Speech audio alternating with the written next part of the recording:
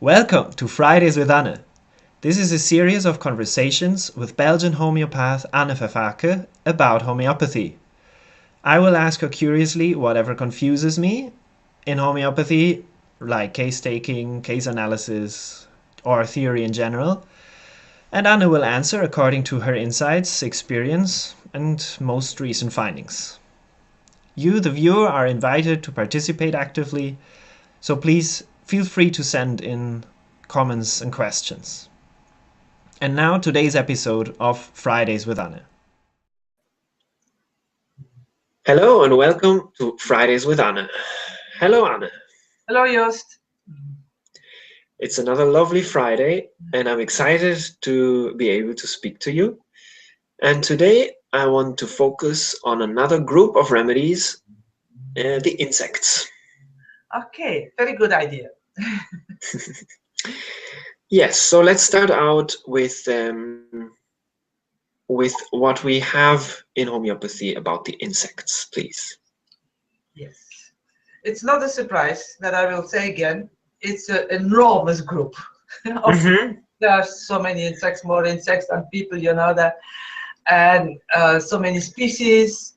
Yeah. That's the thing we don't want to say, but I'm sorry, it's true. And the 10,000s again of species. And what do we get? That was your question. Well, we have Apis, the well-known representative, and we have Cantaris, which is more Spanish fly, more like a clinical remedy, and that's about it. I mean, we do have a few classical provings, like we have the mosquito killings, we have a few parasites. Yes. Like the bed bug and the flea. But also, if you read the provings, they're more or less clinical. They're not extensive provings, so they're hardly ever prescribed. Yeah.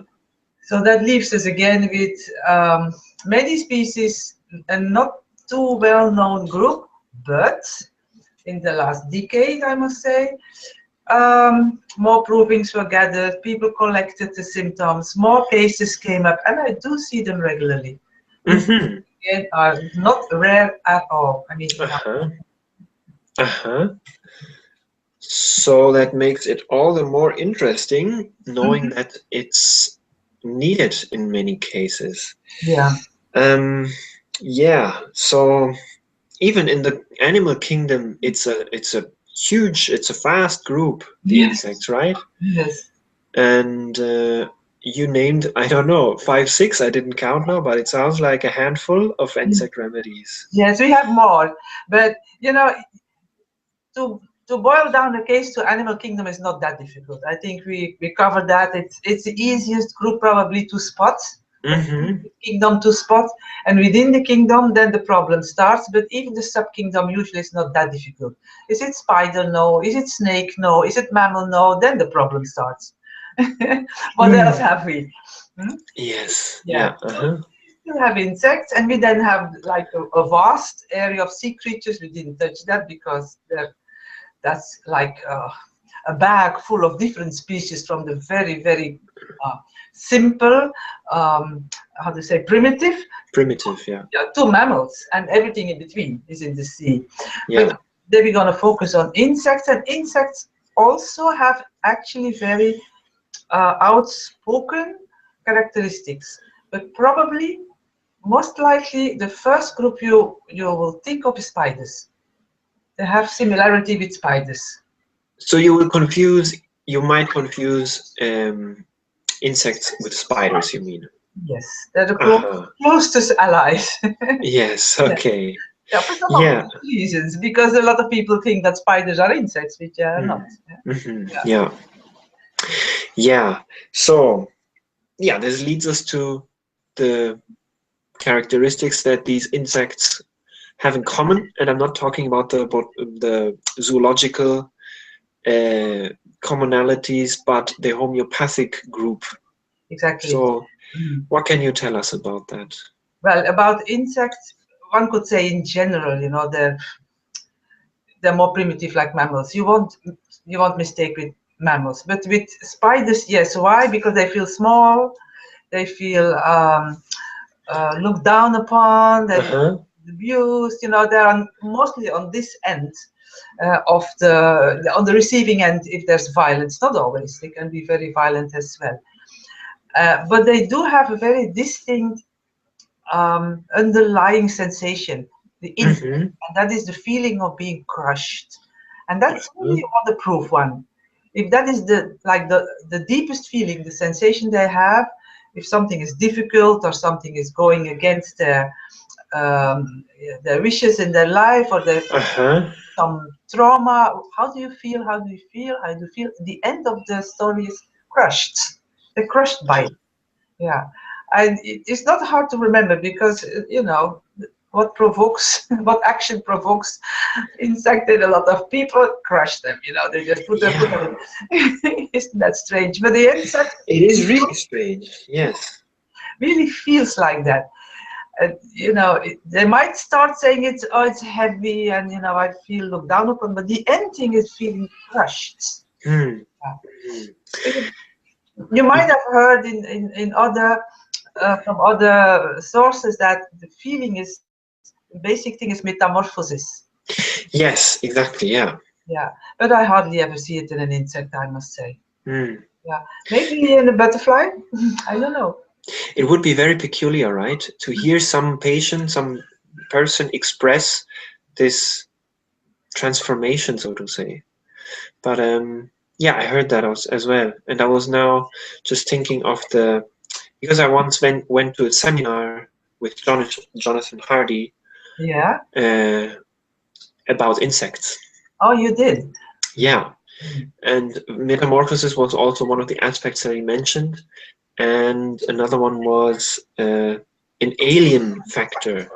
Because if you imagine the insects being our size, then they would look really weird and strange. And you can have, he was saying that people with insect remedies can have dreams of aliens or of alien creatures. I can imagine. It's just that I haven't seen it in patients, but it's Mm. possible. And I've seen cases, not mine, where the word metamorphosis was not really spoken, but the Hmm. process described was a metamorphosis. Hmm. Maybe she even Yeah. said, I think she even said the word, but that was a butterfly. But I do have some waterproof pointers that I do see in many patients. So I think they're reliable. So let's hear these first, and then we can also look at what might be, yeah, falsely associated with insects, or what we might hope to find but won't in insect cases. So, Yeah, oh, yeah. please. Maybe you will find them, but only maybe in particular species. It's Yeah. not for the whole group. Maybe some, like I could imagine that the butterfly would be, you know, more prone to the metamorphosis, although other insects have it also. Not all of them, a lot of them. But the general features that I hear and about, I cannot say every case, but in many cases, men and women is, funnily enough, concerned about their hair. Hmm. Hair on their, not on their body, on their head. Yeah. Okay. Yeah, isn't that strange? Hair and clothes are very important. Uh-huh. Yeah, and this can have different expressions, like they do have a lot of hair, but they feel they don't have enough, or they are afraid they're losing it. And sometimes they're losing it, but it can be a matter of age. In that case, it's not a disease. Like if a man is losing his hair when he's 45, it's not a disease. We're not going to give a remedy for that. Or a woman might complain that Yeah. your hair, and all you see is like, you know, at least 10 times as much hair that I have. You know, you say, Yeah. well, you're worried about not having enough. Oh my God. Yeah. So Mhm. you see, there's a focus on it. It is important to have this hair, to keep this hair, to have beautiful hair, to admire hair in other people, nice hair. It's a very strange focus, a very Yeah. strange concern they do seem to have. And clothes the same. Uh-huh. Yeah, and also an aspect that you wouldn't really associate at all with insects. Yeah. No, it's, you know, it's, we said this with snakes as well. The snakes in nature are not jealous. It's Mm. people who need snake remedies. So insects are not concerned about their hair. They don't even have it, you know, in nature. Uh-huh. Yeah. Yeah. Yeah. Exactly. Yeah. Yeah. And the clothes is also some, let's say, point of interest. Or they want to be very well dressed, or they are always meticulous about their clothes. Particular, I wear this and not that. I only wear this color. It has to match. You know, I never show myself without being dressed. You know, I won't open the door in pajamas, things like that. Or they are, you know, a little bit, how would you say? There's something remarkable. It is attention seeking. Somehow. Okay. The clothes will catch your attention. With a woman, it can be that it's too low, or how to say, it's open too much. Yeah. Showing the cleavage, or yeah. Yeah, it's not that they want to seduce or anything. It's just like they're dressed for an evening party. Not for consultation. You know, it's a bit too much. Yeah. It's not because they want to Right. Exactly. Yeah. Yeah. Yeah. So the hair and the clothes, it's very strange that this. In a man, it can be more difficult to spot because even if he's concerned about his clothes, it might not be visible. Maybe he will have to share that he only wears this particular brand of pants or only this particular color of shirt. So, you see. Yeah. Okay. So I like with the birds. We said the birds very often they have problems with the eyes, the ears, and we say the feet. Right, the skeleton, mostly the feet. With the insects, almost not everybody, but many have problems with urinary tract. And either they have this cystitis, of course, we know of Cantaris, and also Apis, or they have, like we would call it a nervous bladder now, urinate frequently, or burning urination always without cystitis, like a chronic kind of irritation there. So this is something which is, you know, the bladder, urinary tract or bladder, very often cystitis. And what is also common is urticaria. Yeah. That's also very common. Which we know of remedies like Apis again. Yeah, so that's not an Apis feature, but it's an insect feature. Insect feature. So they have skin issues. Of course, all kingdoms can have skin issues, but you know they can be kind of specific. Okay. And they will be itching and burning and swollen. Yeah. And we have one nice differential diagnosis with spiders, and that is usually they're warm-blooded. All right. Yeah, and spiders usually are very cold-blooded. Yeah. Okay. Now we have a few more. That's helpful. Yeah. That's helpful. Yeah. Usually we do have a few more features. There are birds that fly, and most of the insects fly. Yeah. People start talking about flying. Oh, most of them do. All right. Yeah, most of them do. Yeah. And I'm not sure the insects that don't fly, if they're really insects like worms and all that. I mean, there must be a lot of bugs, beetles. Oh yeah, yes, beetles are. But yeah, it seems to be the most common species on Earth. The beetles, it seems. Yeah, but of course, many beetles can fly. Yeah, they do fly. Yeah. Of course, yeah. We don't think about it, and of course the wasps and the bees and all that, they fly, and the fly, the house. Yeah, they fly. They fly. They even call it like that. And the mosquito and many the big majority flies. And I'm even not sure if the ones who don't fly are real insects. So, but the flying has to be differentiated from the flying of birds. Yeah. Because while the birds fly as an expression of freedom, for them it's an expression of an experience of freedom, like being high in the sky, like having this movement, this free movement. Yeah. The speed, this wind, flying through the wind, or this soaring and seeing everything, and you know, that's the bird. While the insect is like flying from away from something, and the something is flying from the low, the dirt, the garbage, the stench, the sewage, flying away to something higher and better. Yes, okay. Escaping?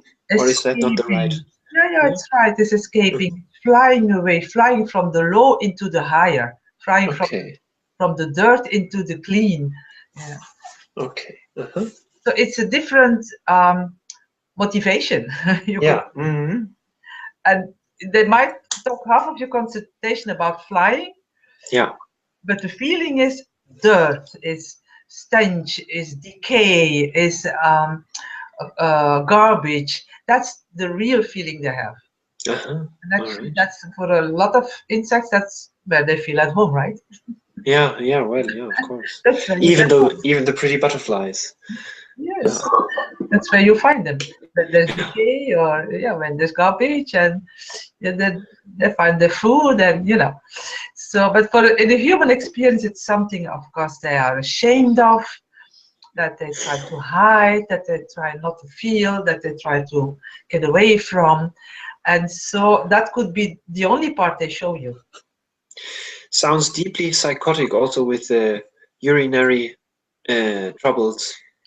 Yes, Mm-hmm. yes, but it also sounds very, how to say, leprosy miasma, Leprosy, yeah. because Mm-hmm. of the dirt and the disgust and the Yeah, stench and the yeah. toilet and you know, yeah, the garbage, the dirt, the filth. They might be, you know, um, obsessed with cleanliness as a reaction, Okay, yeah. Mm-hmm. or they Totally. might have a how to say, uh, a fear of infection, Uh-huh, yeah. Mm-hmm. and wash a lot and be Ah, clean, yeah, okay. just because. Yeah, Or yeah. they might have a very strong aversion to those smells. Uh-huh. Yeah. That is something I think I've seen in most of the cases. There's very strong aversion to all these disgusting things. It's disgust, and that's what will make you think of leprosy miasma, disgust. Yeah, I Yeah. see. Yeah, I see what you mean. And they're sensitive to smells, and Uh-huh. especially bad smells, and they will tell you what kind of bad smells. Uh-huh. Yeah, and so it's not like exhaust of cars in the first place. It's really like the gutter, toilet, Mm-hmm. fishes, yeah, rotten flesh, you know. Yeah. Mm. Okay. I see. All right. So escaping the dirt, escaping the ground Mm-hmm. to higher realms, Mm-hmm. and then this, yeah, which also shows in the sensitivity to smells, which could be against all these rotting smells, decaying matter. Yeah, yeah, yeah. But Is there? Yeah. Mm-hmm. yeah, there are more things. You know, some patients, this might be so much in the background, and it's not in the problem they come with. So the Mm-hmm. problem they have, the symptoms they have, might be something like, you don't want to hear it, like exhaustion. Uh-huh. Yeah, I'm tired, for instance. Yeah. Something like that. I don't sleep well. You know, Mm. these very common things, and they might talk about this issue because that is what is in the foreground, and the other things might be so in the background that they won't even talk about it. But even in the foreground, they have the specifics. Like if they're tired, mostly they're tired because they overdo. They're Yeah. very, very active. That's Uh-huh. a bit same as with spiders. Yeah. They're active, but they like activity. They love it. Mm-hmm. Mm-hmm. They love to be busy. Yeah? And depending on the Okay. species, like the mosquito, I've seen a few mosquito cases. They like to do 100 things at the same time. That's what they say. Uh-huh. You know, I even had a patient who said, you know, I do my household. She had 3 or 4 children, and she wanted to do some creative work in between. Mm-hmm. You know, she was, I think, a sculpture in between, and she said, okay, I have a list, a to-do list, and in the morning I have like 7 minutes to clean the house, and I have 2 minutes and 20 to make the bedding, then I have 10 minutes, and she would say 10 minutes 35 seconds to do the ironing. No way. You Uh-huh. ever heard that? Uh-huh. And she liked it. to do it with such a speed, to get it off her list, Yeah. and then to do some creative work. It's not that she was stressed, it's that's the way she liked it. Mhm. Yeah. Okay. After the further she came with exhaustion. What do you expect? Mhm, yes. Of course, it must be even in my head. It would be stressful. Yeah, but that's the way she was operating. And I had another person, a man, and he's like in his car driving. He has like 3 or 4 businesses at the same time, driving and phoning all the time, of course. And that's the way he likes it, like arranging things in his car with three or 4 companies at the same time. Yeah. Mhm. That's his way of being busy. Yeah. Right. Yeah, people can say I'm So busy, but there's a difference in busyness. yeah, this sounds in a literal sense of the word restless. Yes, it's restless. It's a love of activity in almost all Mhm. insects. It's a love for activity, and Yeah. it's expressed mostly in their work, not so Uh-huh. much in sports, mostly in their work. I was gonna ask, how about sports with them? Yeah, not so much in the foreground. Of course, it's activity as well. They like to Mhm. move their body, but it's in their work because they want to, in their work, get some, how do you say, approval. More Yeah. than that, their self-worth very often is dependent of how they function in their work. Not so much the result, not so much the end product, funnily enough, but it's how they work, that they get their self-esteem Uh-huh. from doing their work the best they can and being the best by putting so much effort in it. So very often they will be very good, but that's not, Yes. it's not a competition with somebody else, although it's animal. It's more like they want to be the best for themselves. Okay, but what I don't understand, if it's not about the result, how do they know then that they are the, or do they just say, I want to be the best at this and Yes, that? they say I want to be the best, and Okay. they work very hard. If you ask for the motivation why they work so hard, they will say, I Yeah. want to be the best. Yeah. Okay. Yeah. Uh-huh. And in the animal kingdom, we would expect that they would say being better than somebody else, but that is not so much on the foreground. It's not so much a competition with somebody else. Of course, being the Uh-huh. best is still animal. If you're the best, somebody else is not the best, right? Yeah. Yeah, of course. Yes, but it's not so much jealousy or envy or trying to get the other one out of the way. Mm. It's like Okay. by being the fastest, the hardest working person, you are the best Mhm. by your effort, by your sheer effort and talents, Okay. and they enjoy it. Uh-huh. Yeah. They won't complain about it. They enjoy it. Mhm. That's all generalizations, but I mean that's Yeah. what I see with people. Yeah. Yeah. This effort they put in, they won't complain about it. That's the good thing of it. Sometimes the restlessness can be inside, so they're not all over your place in the consultation, but they will say like they have this buzzing inside. Uh-huh. That's very telling. Okay. Yeah, yes, like inside there's this movement, this small movement, there's something like nervousness inside, but nobody can see it. This drive, this Yeah, and it feels like an inner, how to say, like oscillation, like a yeah. trembling inside, but it's very subtle. And they say, "Yeah, I always feel this," Mm-hmm. but Okay. it doesn't necessarily show. So they can make even a calm impression, Mm-hmm. although they are very active, very speedy. Yeah, Yeah. sorry, but it won't show. It Yeah. doesn't have to show. Uh-huh. Okay. Wow, that's already a lot of commonalities of this group. Mm-hmm. Yeah. Should be not too difficult to spot them in theory. No, I don't think so. If you like the overall group, I think it's not too hard to spot. Of course, the problem always begins with, and then what? Exactly. Before we get to that, I mean, you already mentioned the differential diagnosis with spiders, Yes. with birds, maybe.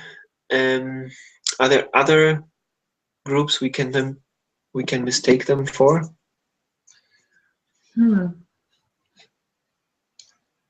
I don't think so. I said they might make you think about leprosy miasm. So your idea might go to leprominium because it's if the dirt and the garbage is on the foreground and you know and there's shame about it, there's guilt about it. You might think in that way, but basically they're too, how to say, they're too assertive for that. You see, if they feel attacked, they will get back on you. Yeah. They might feel victimized, but a lot of them can be very angry and very nasty. Yeah. So when they're cornered or they feel in danger, they will fight back. Yeah. Yeah. Okay. And we know that from you know the bees. Yeah, if they're in danger, they sting. Yeah. Wasp or other insects, you know, and there's a danger, they will put a poison in you or sting or do whatever they can. Yeah. Yeah. Of course. Yeah. Even if their life is not threatened directly. Yeah. Even so. Yeah. Yeah. And one more thing I wanted to add: the exhaustion, funnily enough, is mostly on the physical level. Their mind is still clear. So even if they're physically exhausted, they still have like a clear mind. Okay, so in other words, no confusion. Not often. I don't exclude it because it's never, how to say, absolute. But normally not because they're tired and they can't think and concentrate. No, normally, like their body is exhausted, and you understand why, but the mind is still clear. Yeah. Yeah. Okay. Right. Okay, so once we figured out then that this must be an insect remedy. Yes. If we just go to our Materia Medica, it should be easy enough to find the right remedy between these 6 remedies. No. Yes, and not even. I told you Cantaris is only the clinical picture. Yeah. And we won't find it easily because the mental picture is so extreme. You won't find hardly find a patient, you know, running naked and pulling his genitals or what is in the Materia Medica. It just doesn't happen much. Yeah, it doesn't happen much. Exactly. Yeah, but you have the, let's say, the light versions of that. So I do have a Cantaris case, a woman in her 40s, 50s, and God, was she shameless. Yeah. I mean, shameless in the sense that she looked like a very well-dressed, a bit chic woman, as again, the clothes are important. She was a bit extravagant in that way, that her clothes were chic, but not in the fashion. So it was like a very personal way. And she's in the arts. She does something with arts. Very often, insect remedies are creative. Like to be creative, and a lot of them are. So she was in art, she has a business there. And I didn't ask for it, really, I don't. And she was talking about her lovers. With orgasms and not orgasms and all kind of details we don't really need to find. Yeah, and we normally don't ask for, probably. Yeah. In this intake, I reread the case not long ago. I thought, oh my God, did she tell all that? So very explicit. Explicit, it's a bit shameless. I'm a homeopath. Yeah. Yeah. You tell this to your friend, well, yeah. You might have a friend who you share all your secrets with for 20 years, like, you know, girls among girls, but I'm a homeopath. Yeah. Me for the first time. Yeah. That was remarkable. So it is not wrong what's in the Materia Medica, but it's the light version or the modern version, how it will express. Yeah, I see. So there is something of this showing genitals Yeah, rubric. That in a is metaphoric way, yes. exactly, that is valuable. I've seen a few Schistocerca. What is it again in English? It's this Yeah, it's a grasshopper. yeah, the grasshopper. I was looking for the English word. I've seen a few cases. A girl 14 years old and a man in his 30s. And what they had in common, and it's also in the very good booklet of Peter Fraser that I really can recommend. It's Uh-huh. the description of the Schistocerca there. There's a proving. Uh-huh. And they both have extreme rage. Extreme rage. Uh-huh. Not just rage, extreme. Up to the point that in the man who expressed it, the girl didn't express it. She was, she was how to say, passive aggressive. She just refused to answer. Uh-huh. Okay. That kind. Yeah, but she was in puberty, so what can you do? She's Yeah, yeah. a homeopath, and she's asking questions and asked questions, and she doesn't want to answer. So she just looked at me very angry and didn't answer. Okay. Up to the point that I say, "Are you still thinking?" Or because it was long silences, or don't you understand my question? Yeah. And finally, somehow she admitted, like, I don't answer if I don't want to. You see, Okay. still being the strongest, huh? Yeah. But the man admitted that he had such violent images that his idea was like not only destroy everything, but like erase it from the planet, from the memory of history. That's his words. I mean, Wow. if you talk about total destruction, and you Yeah. could say the grasshoppers, if they come with a few millions, what they leave Yeah. is like everything is erased. Yes. Yeah. Completely destroyed, nothing is left. The girl described it in her dreams, and he described it in his imagination, what he would like to do with somebody he's angry at. Uh-huh. Okay. So So they live out in some way this rage, because I was going to ask, yeah, how does this show, and how can we tell it apart from other rages? in both of the cases, it was their main complaint. Yeah. That was also significant because a lot of people An anger problem. Yeah, and both of the cases, it was their main complaint. Yeah. That's significant because we all have common human feelings, and anger is one of them. And if you're very, very angry, then it's called rage. You're enraged. It happens. But for them, it was both for them. The cases was their main complaint, and both of them had what do you say? Family was the most important in their life. Yeah, so they might be very angry at family members. Yeah. Yet family is the most important in their life. Because you ask yourself as a homeopath, if you're so angry with your family, why don't you just leave, Yeah. Yeah, or leave them alone. Or the girl was always nagging her grandmother. I thought, leave the poor woman alone, just don't visit her anymore if you're so angry at her. Yeah, but she did. And I think she was in some way very attached to her grandmother, but they were fighting all the time and criticizing and whatnot. So and she was a girl like not going out. The only thing she talked about in the whole consultation when she was talking was families. No friend, no school, no other issues. Family, family, family. For a 14-year-old, this never heard of, because their problems are usually in the school, with the friends, with the teacher, with the boyfriend, with the body. Yeah. There, but with mother and grandmother. Because the parents were very understanding, and there was no problem in the family as such. Yeah. And there was another grasshopper case. That was the angry girl. Yeah. Yeah. So that rage is much stronger now. When you mention this, this reminds me of this rubric for Kaylee.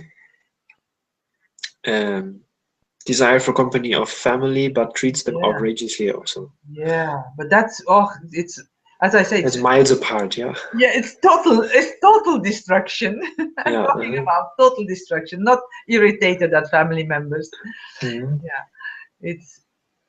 the girl had dreams, and the dream, she, like, in every detail, she described what happens when, like, this cloud of grasshoppers comes. She described it in every detail, how they eat everything, how they destroyed everything. Yeah, that fits very nicely then. Yeah.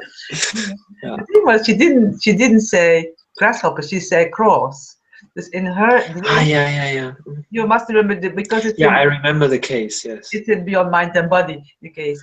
But what she describes, the crow don't do this. Birds don't do this. So I already told, when people have, let's say, an animal image, you don't have to prescribe the animal they name, Yeah. but the characteristics of the animal. Yeah. That's the most important. And what she described was no flock of birds ever destroying everything, eating people and cars, and I thought, no. Yeah. Yeah, and they came like a cloud, you know. Yeah, I see. Okay, so but it sounds like it's still a bit. You have to know these things about the species, huh? It still sounds tricky to find the species. Oh yeah, it's always the same. The more you know, the better. So if you have, you know, an insect, yes, it's true. If you have an insect, then you have to go to Materia Medica. There's not so much in it. We have the book of Peter Fraser. We have some good provings of damselfly. I think we have now a good proving. We have the book, of course, of about butterflies. Yes. Yeah. There is a booklet with 5 or 6 butterflies. We have a proving of Nancy Herrick. We have a good mosquito proving, I think. Let me see if other provings.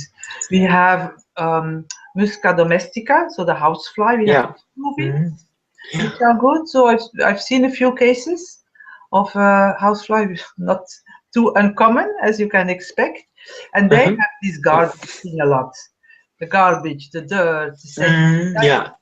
If they have sex, usually all the insects are, you know, kind of sexual and desire for sex, and sometimes it is kind of a perverted sex, and mostly outspoken in the flies. When it's you know, it's a bit kinky, yeah. All right, yeah. That it would be in the flies.